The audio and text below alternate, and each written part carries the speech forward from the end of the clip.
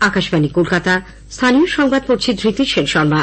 বিশেষ খবর হল, পশ্চিমবঙ্গের মানুষের সক্রিয় সহযোগিতায় বিকশিত ভারত গঠনের লক্ষ্য পূরণ হবে বলে প্রধানমন্ত্রী নরেন্দ্র মোদী আশা প্রকাশ করেছেন। তিনি আজ আরামবাগে এক অনুষ্ঠানে ৭,০০০ কোটি টাকা মূল্যের উন্নয়নমূলক প্রকল্পের উদ্বোধন, শিলান্যাস ও জাতির উদ্দেশ্যে উৎসর্গ করেন। সভামঞ্চ থেকে প্রধানমন্ত্রী তৃণমূল কংগ্রেস ও রাজ্য সরকারের বিরুদ্ধে বিভিন্ন দুর্নীতির অভিযোগ তোলেন। সন্দেশখালির ঘটনার জন্য রাজ্য সরকারকেই দায়ী করে তিনি বলেছেন, সেখানে মহিলাদের সঙ্গে যা ঘটেছে তা অপরাধের সমস্ত সীমা লঙ্ঘন করেছে। মুখ্যমন্ত্রী মমতা ব্যানার্জি আজ রাজভবনে প্রধানমন্ত্রীর সঙ্গে সাক্ষাৎ করেছেন, তবে তিনি তাকে সৌজন্য সাক্ষাৎ হিসেবেই অভিহিত করেছেন। কেন্দ্র পশ্চিমবঙ্গকে করের পাওনা বাবদ আরও 10,692 কোটি টাকা মিটিয়ে দিয়েছে। নির্বাচন কমিশনের পূর্ণাঙ্গ বেঞ্চের সফরের আগেই আজ রাজ্যে এসেছে 100 কোম্পানি কেন্দ্রীয় বাহিনী। তৃণমূল কংগ্রেস নেতা কুণাল ঘোষ রাজ্য সাধারণ সম্পাদক ও দলের মুখপাত্র পদে ইস্তফা দিয়েছেন।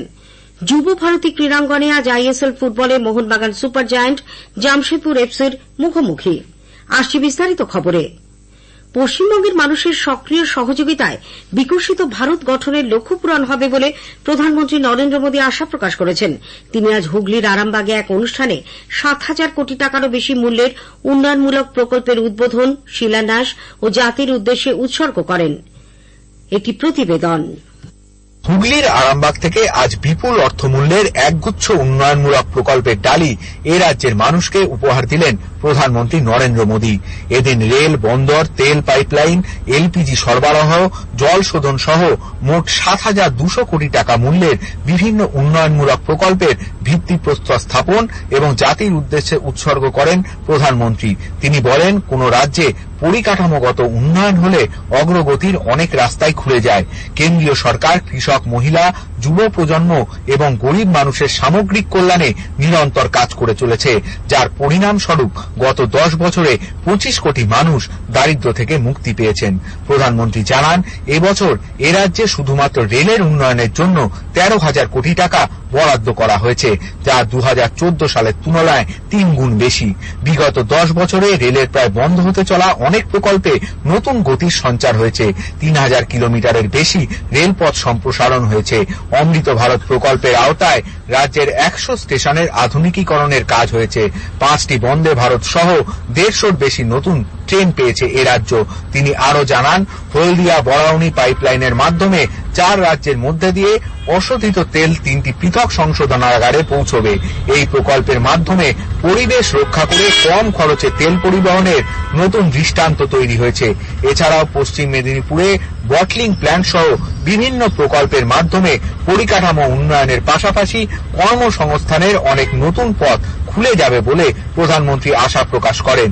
কল্যাণ লাহার সঙ্গে অভিরূপ ভট্টাচার্য, আকাশবাণী সংবাদ, হুগলি।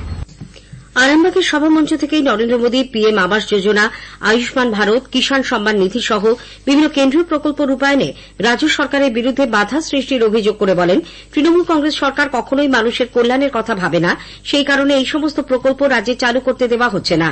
তার দাবি, পিএম আবাস যোজনা প্রকল্পে কেন্দ্র এ রাজ্যের জন্য বিপুল অর্থ বরাদ্দ করলেও রাজ্য সরকারের বাধার ফলে গরিব মানুষ পাকা ঘরের স্বপ্ন থেকে বঞ্চিত হচ্ছেন। কেন্দ্রের হর ঘর জল প্রকল্পে 4 বছরে 11 কোটি মানুষকে পানীয় জল পৌঁছানোর লক্ষ্যমাত্রা নেওয়া হলেও সেই কাজ এগোচ্ছে খুবই ঢিমে তালে।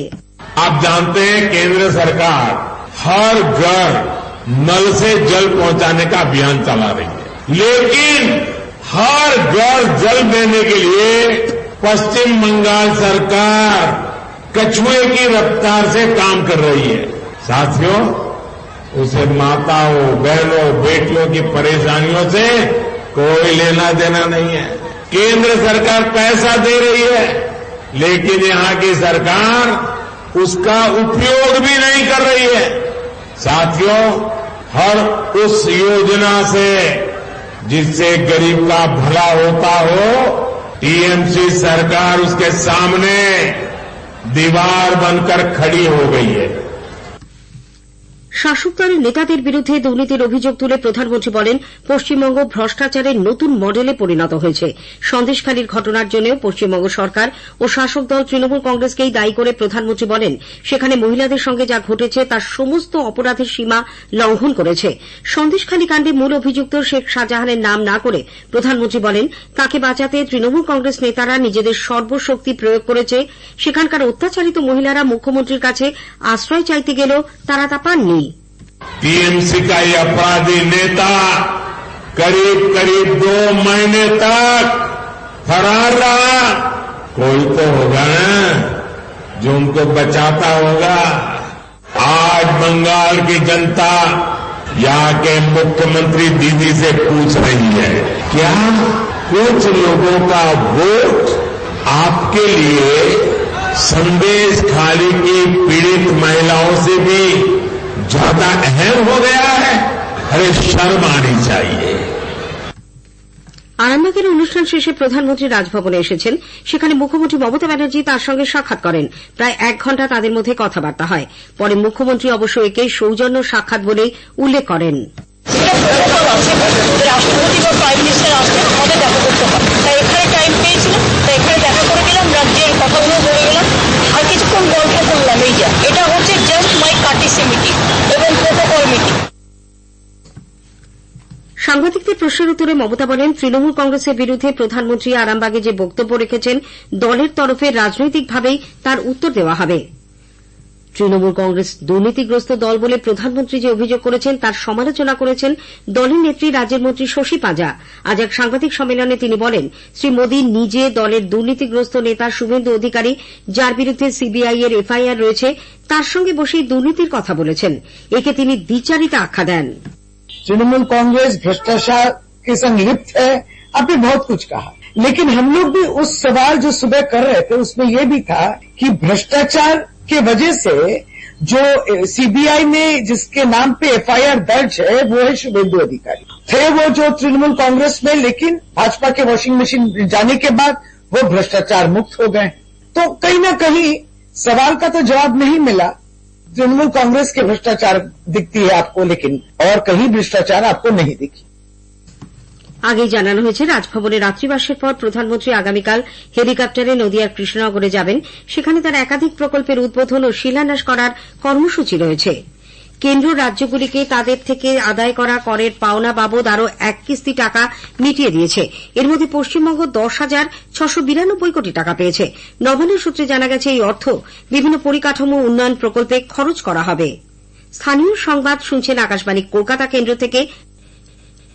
নির্বাচন কমিশনের পূর্ণাঙ্গ বেঞ্চের সফরের আগে আজ রাজ্যে এসেছে 100 কোম্পানি কেন্দ্রীয় বাহিনী।